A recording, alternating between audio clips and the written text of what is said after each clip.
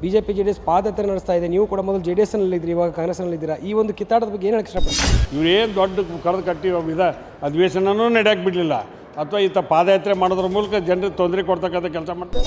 ಕೇಂದ್ರದಿಂದ 15,000 ಅನುದಾನ ಕೊಟ್ಟಿದ್ದೀವಿ ಅಂತ ನಿರ್ಮಲಾ ಸೀತಾರಾಮನ್ ಅವರು ದೆಹಲಿಯಿಂದ ಬೆಂಗಳೂರಿಗೆ ಬಂದು ಬೆಂಗಳೂರಲ್ಲಿ ಸುದ್ದಿಗೋಷ್ಠಿ ನಡೆಸಿ ಹೇಳಿಕೆ. ನನಗೆ ಅವ್ರ ಬಗ್ಗೆ ಒಂದು ಸ್ವಲ್ಪ ಗೌರವ ಇತ್ತು, ಸ್ವಲ್ಪ ಆತ್ಮಮುಟ್ಟು ಅವರ ಆ ಬಜೆಟ್ ಬಗ್ಗೆ ವಿಶ್ಲೇಷಣೆ ಮಾಡಿ ಸಂಪೂರ್ಣವಾಗಿ.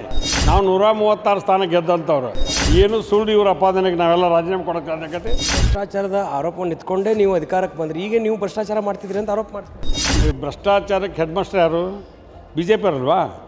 ನಾಳೆ ಮೈಸೂರಿನಲ್ಲಿ ಜನಾಂದೋಲನ ಕಾರ್ಯಕ್ರಮವನ್ನು ಕಾಂಗ್ರೆಸ್ ಹಮ್ಮಿಕೊಂಡಿದೆ. ಅದರಲ್ಲೂ ಕೂಡ BJP JDSಗೆ ಕೌಂಟರ್ ಕೊಡೋ ನಿಟ್ಟಿನಲ್ಲಿ ಈ ಒಂದು ಜನಾಂದೋಲನ ಕಾರ್ಯಕ್ರಮವನ್ನು ಈಗಾಗಲೇ ನಡೆಸ್ತಾ ಇರುವಂಥದ್ದು. ಈ ವಿಚಾರಕ್ಕೆ ಸಂಬಂಧಪಟ್ಟಂತೆ ಮಾತನಾಡಲು ನಮ್ಮ ಜೊತೆ ನವಲಗುಂದ ಶಾಸಕರಾದಂಥ ಕೊಂಡರೆಡ್ಡಿ ಸರ್ ಇದ್ದಾರೆ. ಸರ್, BJP JDS ಪಾದಯಾತ್ರೆ ನಡೆಸ್ತಾ ಇದೆ. ನೀವು ಕೂಡ ಮೊದಲು JDSನಲ್ಲಿದ್ದೀರಿ, ಇವಾಗ ಕಾಂಗ್ರೆಸ್ನಲ್ಲಿದ್ದೀರಾ. ಈ ಒಂದು ಕಿತ್ತಾಟದ ಬಗ್ಗೆ ಏನು ಹೇಳಕ್ಕೆ ಇಷ್ಟಪಡ್ತೀವಿ ಸರ್? ನಾನು ರಾಜ್ಯದಲ್ಲಿ ಸಾಕಷ್ಟು ಸಮಸ್ಯೆಗಳು ಇವತ್ತು ಕೇಂದ್ರ ಸರ್ಕಾರದಿಂದ ನಮಗೆ ಬಜೆಟ್ನಲ್ಲಿ ಭಾಳ ಕಳಪೆ ಪ್ರಮಾಣದಲ್ಲಿ ದುಡ್ಡನ್ನು ಕೊಟ್ಟದ್ದು ನಮಗೆಲ್ಲರಿಗೂ ಗೊತ್ತಿರ್ತಾಗ. ಅದ್ರ ಬಗ್ಗೆ ಇವರು ಹೋರಾಟ ಮಾಡ್ತಾಯಿಲ್ಲ. ಈಗ ಇಡೀ ರಾಜ್ಯದಲ್ಲಿ ಅತಿ ಮಳೆ ಹೆಚ್ಚಾಗಿ ರಸ್ತೆಗಳು ಕೆಟ್ಟವು, ಆಮೇಲೆ ಬೆಳೆ ಹಾನಿಯಾಗಿದೆ, ಅಂಥದ್ರ ಬಗ್ಗೆ ಗಮನ ಇಲ್ಲ. ಇವ್ರು ಏನು ಹೋರಾಟ ಮಾಡಕತ್ತಾರಂದ್ರೆ, ಮುಖ್ಯಮಂತ್ರಿಗಳು 14 ಬಜೆಟ್ ಮಾಡಿ ಅವ್ರ ಜನಪ್ರಿಯತೆನ ಕಡಿಮೆ ಮಾಡಲಿಕ್ಕೆ ಒಂದು ಹೋರಾಟವನ್ನು ಮಾಡಕತ್ತಾರೆ.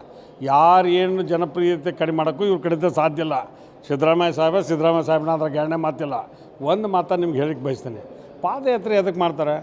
ನಮ್ಮ ರಾಜ್ಯದ ಏನಾದರೂ ಈಗ ಮಹದಾಯಿ ಬಗ್ಗೆ ನಾವು ಪಾದಯಾತ್ರೆ ಮಾಡಿದ್ವಿ, ಕಸ ಬಂಡ್ರಿ ಸಲುವಾಗಿ ಮಾಡಿದ್ವಿ, ಮೇಕೆದಾಟು ಬಗ್ಗೆ ಅಂಥದ್ರ ಬಗ್ಗೆ ಇವ್ರು ಏನಾರು ಮಾಡಲಿಲ್ಲ. ಇವರೇನು ದೊಡ್ಡ ಕರೆದು ಕಟ್ಟಿ ಅಧಿವೇಶನನೂ ನಡೆಯಕ್ಕೆ ಬಿಡಲಿಲ್ಲ, ಅಥವಾ ಈತ ಪಾದಯಾತ್ರೆ ಮಾಡೋದ್ರ ಮೂಲಕ ಜನರಿಗೆ ತೊಂದರೆ ಕೊಡ್ತಕ್ಕಂಥ ಕೆಲಸ ಮಾಡ್ತೇವೆ. ಅದಕ್ಕೆ ನಾವು ಜನರಿಗೆ ಆಂದೋಲನದ ಮೂಲಕ ನಾವಿಷ್ಟು ಕರೆಕ್ಟ್ ಕೆಲಸ ಮಾಡಿವಿ. ಇವರೆಲ್ಲ ಸುಳ್ಳು ಹೇಳಾಕತ್ತಾರೆ. ಭಾರತೀಯ ಜನತಾ ಪಾರ್ಟಿ ಅವ್ರಿಗೆ ಕೆಲಸ ಇಲ್ಲ, ಇಂಥ ಕೆಲಸ ಇಲ್ಲದ ಕೆಲಸ ಮಾಡಿ. ಈಗ ನೋಡಿ, ಒಂದು ಗ್ರಾಮ ಪಂಚಾಯತ್ ಅಧ್ಯಕ್ಷ ಮೆಜಾರಿಟಿ ಇದ್ದರೆ ರಾಜೀನಾಮೆ ಕೊಡೋಲ್ಲ. ನಾವು 136 ಸ್ಥಾನ ಗೆದ್ದಂಥವ್ರು, ಏನು ಸುಳ್ಳು ಇವ್ರ ಅಪಾದನೆಗೆ ನಾವೆಲ್ಲ ರಾಜೀನಾಮೆ ಕೊಡೋಕ್ಕಾಗತ್ತೆ. ಇವ್ರ ಪಾದಯಾತ್ರೆ ಮೊಟ್ಟುಗೊಳಿಸ್ಬೇಕು, ರಾಜ್ಯದ ಜನರ ಪರವಾಗಿ ಕೆಲಸ ಮಾಡಲಿ ಅಂತ BJP ಅವರು ಸಲಹೆ ಕೊಡ್ಲಿಕ್ಕೆ ಬಯಸ್ತಾರೆ. ಭ್ರಷ್ಟಾಚಾರದ ಆರೋಪವನ್ನು ನಿಂತ್ಕೊಂಡೇ ನೀವು ಅಧಿಕಾರಕ್ಕೆ ಬಂದ್ರಿ, ಈಗ ನೀವು ಭ್ರಷ್ಟಾಚಾರ ಮಾಡ್ತಿದ್ರಿ ಅಂತ ಆರೋಪ ಮಾಡ್ತೀವಿ. ಅಲ್ಲ, ಭ್ರಷ್ಟಾಚಾರಕ್ಕೆ ಹೆಡ್ ಮಾಸ್ಟರ್ ಯಾರು? BJP ಅವರಲ್ವಾ?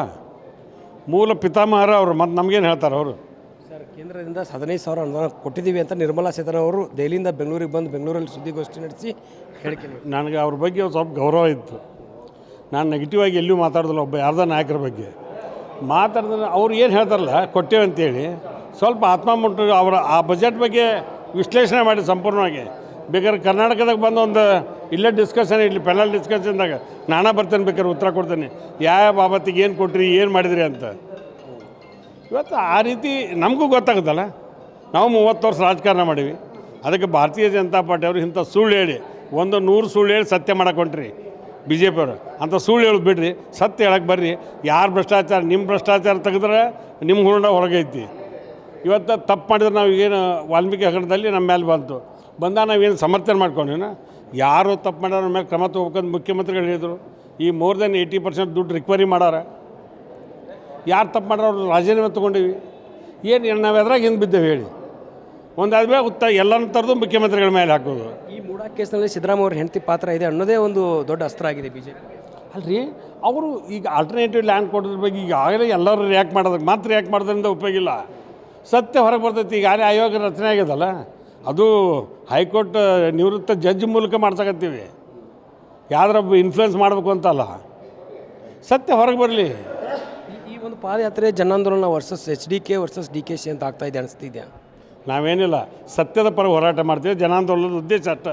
ನಾಳೆ ಕಾರ್ಯಕ್ರಮ ಯಾವ ರೀತಿ ಇರುತ್ತೆ? ನೀವು ಎಷ್ಟು ಜನ ಎಲ್ಲರೂ ಭಾಗವಹಿಸ್ತೀವಿ, ಅವ್ರಿಗಿಂತ ಡಬಲ್ ಸೇರ್ತೀವಿ, ಇಷ್ಟಂತೂ ಹೇಳ್ತೀವಿ. ಓಕೆ, ಇದಿಷ್ಟು ನವಲಗುಂದ ಶಾಸಕ NH ಕೊಂಡರೆಡ್ಡಿ ಅವರ ಮಾತು. ಏನು ಸತ್ಯ ಯಾವ ರೀತಿ ಹೊರಗೆ ಬರುತ್ತೆ ಅಂದರೆ ಆ ಸತ್ಯಕ್ಕೆ ನಾವೆಲ್ಲರೂ ಒಪ್ಪಿಕೊಳ್ಳಲೇಬೇಕು ಅನ್ನುವಂಥ ಮಾತನ್ನು ಹೇಳ್ತಾ ಇರುವಂಥದ್ದು. ಕ್ಯಾಮ್ರಾ ಪರ್ಸನ್ ಪವನ್ ಜೊತೆ ದುರ್ಗೇಶ್ ನಾಯಕ, guarantee news, Bengaluru. Guarantee news, ಸುದ್ದಿ ಖಚಿತ, ನ್ಯಾಯ ನಿಶ್ಚಿತ.